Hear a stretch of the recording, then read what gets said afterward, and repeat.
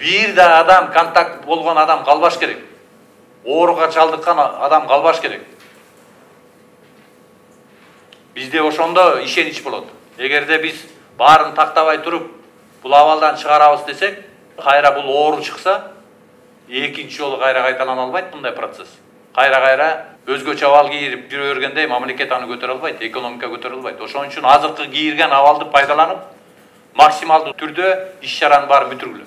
Бизден эл күтүп атат, эл бизди чыдап, биз койгон талапка макул болуп үйүндө отуруп атат.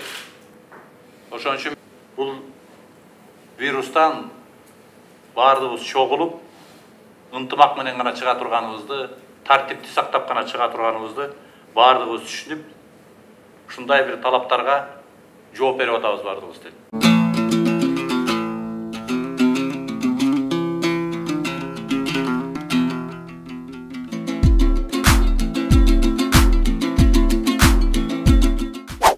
Карантинди токтотконго болбойт. Премьер-министр Мухаммедкалый Абылгазиев коронавирус жуккандар менен байланышта болгон акыркы адамды аныктамайынча карантинди токтотконго болбой турганын билдирди. Бул тууралуу ал 11 апрелде республикалык штабтын жыйынында айтканын өкмөттүн басма сөз кызматы кабарлады. Өкмөт башчы адамдар ортосундагы байланышты минималдаштыруу коронавирус инфекциясынын кеңири жайылышына каршы туруунун эң натыйжалуу ыкмасы экенин белгиледи. Тесттердин бардыгынын анализдери чыгып, алардын байланыштары боюнча акыркы киши такталмайынча карантинди токтото албайбыз. Биз үчүн ар бир жараныбыздын өмүрү баалуу. Эпидемия учурдагы абалын көрүп туруп, кырдаалды жеңилдетип коюуга жол бере албайбыз. Акыркы контакт болгон адам табылганга чейин иштейбиз. 100% жок деген ишеним керек, деди Абылгазиев. Өкмөт премьер-министр өзгөчө абал же кырдаал боюнча сөз кылып жатканын тактаган жок. Абылгазиев өкмөт бардык муктаждарга жардам бере турганын убада кылды. Премьер-министр Мухаммедкалый Абылгазиев өкмөттүн чечими менен 80 миңден ашуун муктаж үй бүлөгө жардам көрсөтүү үчүн азык-түлүк топтому чогултулуп 10 миң тонна ун бөлүнгөнүн билдирди. Мындан тышкары Бишкек шаарынын жана Чүй облусунун тегерегинде каттоосуз жашаган, пенсия жана жөлөк пул албагандарга гуманитардык жардам көрсөтүү үчүн 600 тонна ун жана 35 тонна кум шекер бөлүү чечими кабыл алынган. Өкмөттүн аппаратынын маалыматы боюнча ушундай эле иштер Кара Суу, Сузак жана Нокат райондорунда жүргүзүлүп жатат. Жарандарыбыздын өмүрүн сактайбыз, ден соолугун чыңдайбыз деп, биздин эң кымбат болгон дарыгерлерибиз өзү ооруга чалдыгып атат. Булар боюнча да мен ойлойм, ушул саламаттык сактоо системасында иштеп аткан жарандарыбызга, дарыгерлерге өкмөттүн атынан дагы бир жолу ыраазычылык билдирип, сиздердин эмгегиңиздерге биз абдан чоң таазим этебиз. Сиздерге ыраазычылык билдиребиз элдин атынан, өкмөттүн атынан. 15 күндүн жүзү болду. Өзгөчө абал кирген жана өзгөчө кырдаал кирген республиканын территорияларында жарандарыбыз эң жогорку мындай жоопкерчилигин көргөзүп атат. Кээ бир учурларда райондордо айылдарда өзлөрү тартипке чакырып, тартип бузгандарды өзлөрү кеңештерин берип, бизге жардам берип атканы мен ойлойм биздин жарандарыбыздын аң сезими абдан жогору болгондугун белгилеп кетиш керек. Биз бирок ошондой учурда бизде эң чоң көйгөйлүү маселе бул үйдө отурган жарандарыбызды күнүмдүк тамак аш менен камсыз кылуу болду. Азыр мына социалдык аярлуу катмарда 96 миң үй бүлө Кыргызстанда жардамга муктаж үй бүлөлөр булар.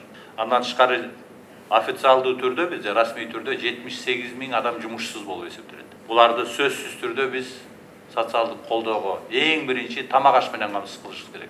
Бир дагы адам өзү тамак аш албай калдым, ачка калдым деген болбош керек. 340 миллион сомго, анын ичинде 300 миллиону бул өзгөчө кырдаалдар министрлиги аркылуу, ал эми 40 миллион сомго жакыны бул саламаттык сактоо министрлиги аркылуу тартылды.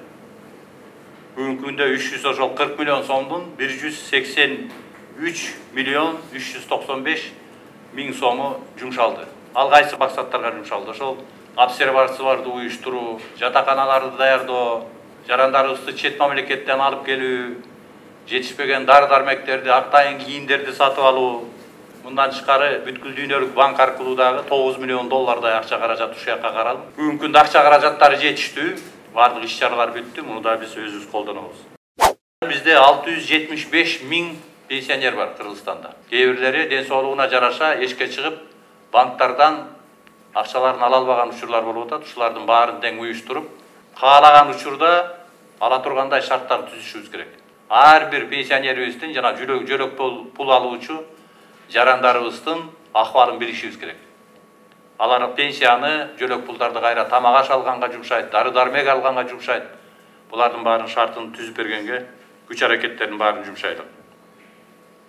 Ал эми айлык майына маселеси боюнча эч кандай проблема болбойт. Бардыгы өзүбүздүн бюджетте каралган көлөмдө төлөнөт. Эң биринчи милдетибиз жабыр тарткан ишкерлерди колдоо. Өзгөчө биздин ички дүң продукциянын 50%-ын түзүп аткан кичи жана орто бизнестеги ишкерлерди колдоо. Мындай кыйынчылыктан чыгып кетүүнүн бир негизги жолу арзан жана узак мөөнөттө пайдалана турган каражаттарды табуу. Бул каражаттар ички булактардан да издеп атабыз.